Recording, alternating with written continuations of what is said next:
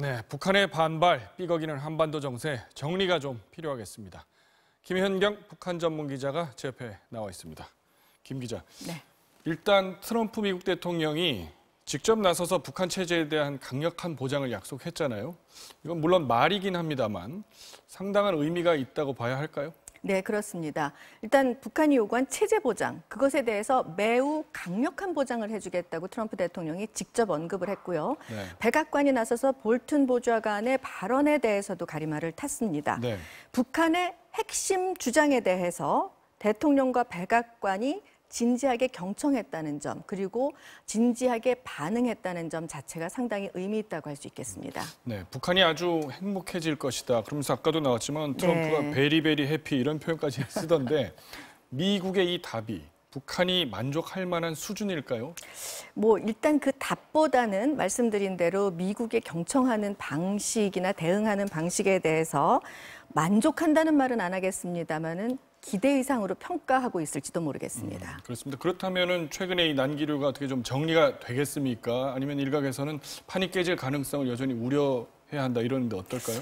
일단 판이 깨질 가능성에 대한 우려는 조금 이제 현저히 낮아졌다고 보는 거고요.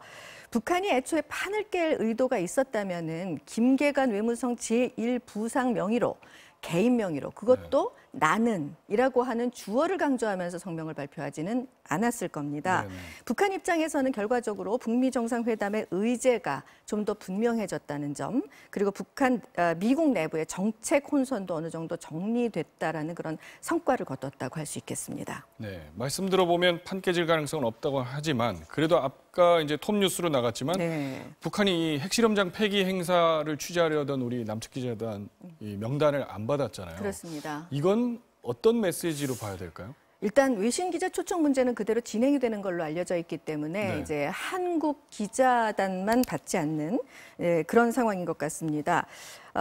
만약에 이제 명단 접수가 단순히 지연되는 것이라면 그 문제가 크지 않겠습니다만은 네. 이게 명단을 거부하고 한국 기자 초청을 취소하는 문제라 그러면 이거는 우리 정부에 대한 불만이 그만큼 강력하다는 그런 메시지일 겁니다. 네, 그 불만 말씀하셨는데 아닌 게 아니라 북한은 우리 정부를 아주 강력하게 비난하는데 그 표현이 보면 보수 정부와 다를 바 없다. 그렇죠. 무지무능 이렇게까지 나오는 이유가 뭘까요? 일단 그 북한의 불만 제기 이후에 한미 양국의 대응 태도를 좀 한번 봐야 될 것 같은데요. 네. 물론 북한이 미국에 대해서는 정상회담이 중단될 수 있다는 개인 명의 엄포만 놓았고 우리 남쪽에 대해서는 실제로 고위급 회담을 무기 연기하는 그런 행동을 하기는 했습니다. 그런데 한국, 미국의 이 태도 차이도 상당히 현저했죠. 네. 미국 정부가 대통령과 백악관이 이 상황을 정리하면서 직접 신중한 대응을 했다고 한다면 우리 정부가 좀 즉각적으로 유감이다, 촉구한다고 밝힌 데 대해서 북한이 반응을 했습니다.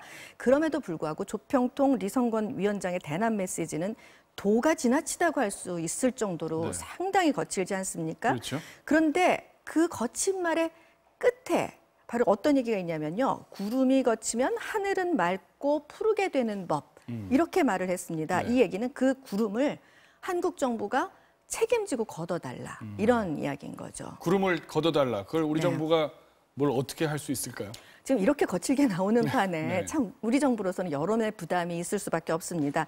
그런데 일단 북한이 문제 삼았던 한미 공군 훈련의 경우에는 이제 B-52 전폭기가 들어오지 않았고 또 이건 이제 곧 훈련이 끝나기 때문에 시간이 가면 해결될 문제라고 할 수 있습니다. 네. 문제 이 체제 비난 문제인데요. 대한민국 국민이라면 누구나 북한 체제에 대해서 자유롭게 비판을 할 수 있겠지만 이번에 문제가 된 태영호 전 공사의 경우에는 이 정부 산하 연구기관의 자문연구위원 이러한 공적 신분을 가지고 활동한다는 점이 약간의 그 정부 내에서 그동안에 제기돼 왔던 것 같습니다. 네. 여기에서 어떤 선택을 하게 될지 좀 두고 볼 거고요. 더 중요한 계기는 22일에 있을 한미 정상회담입니다.